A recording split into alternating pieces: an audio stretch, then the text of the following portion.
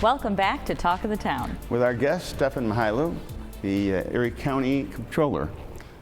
Stefan, there's some practices in Erie County that may be costing us a little bit more money than they should be. Name a couple that could be addressed if logic were to prevail. Right. We're talking about politicians, so that hardly prevails. Yeah, I mean, logic and politicians might not be you can't exactly use that word in this discussion. Yeah, I mean, even I think about county borrowing, and as a lot of you know, we have a control board. It goes back to that red-green budget crisis, and the way the law was set up for the control board is they actually capture our sales tax revenue first.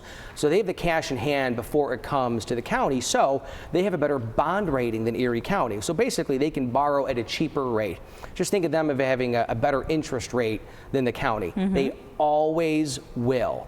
And so the way we borrow for capital, which is a lot of the road projects that you see, infrastructure, Ralph Wilson Stadium, Bridge Stadium when I was a kid. That's long-term borrowing, usually 12 to 20 years, but we also have to borrow short-term to pay our bills. The county's flush with cash at the beginning of the year when we receive a lot of property tax revenue.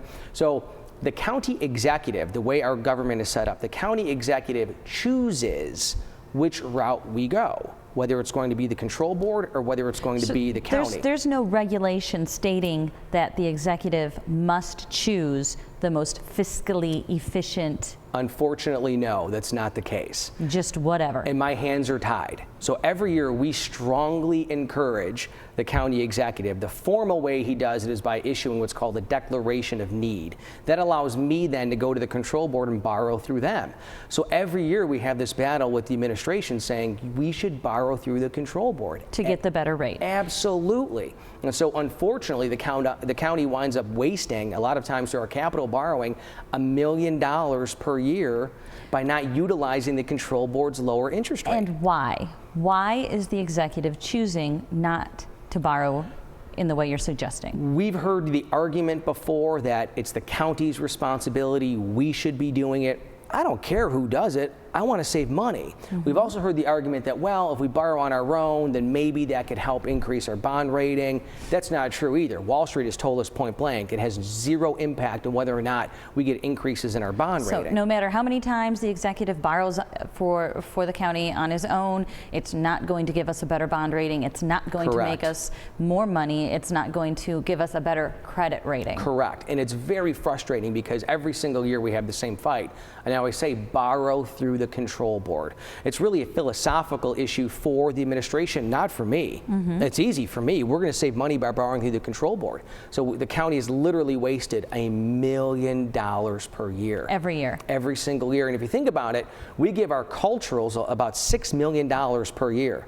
You know how much money that our culturals would do for a cultural. Our libraries. It's infuriating. It really is. It's very frustrating, but we will still continue to fight the good fight. But that's the way the system is. My hands are tied. I have to borrow through whatever entity the county executive chooses. And every single year I always encourage the control board, but it is what it is. Deaf ears. To say the least. To say the least. Deaf ears and a smile. A very expensive smile. Right. Well, we talked about logic and government. I think I want to leave you with a couple of examples of logic in government. First of all, there's 286 words in the Gettysburg Address. There's 1,322 words in the Declaration of Independence. And the regulations, the federal regulation for the sale of cabbage, 26,911 words. So that is an example of government logic. And lack of it. Need we say more? That's been our show. Thank you very much for watching Talk of the Town. Thanks to our guest, Stefan Mihailu. And thanks for watching WBBZ-TV.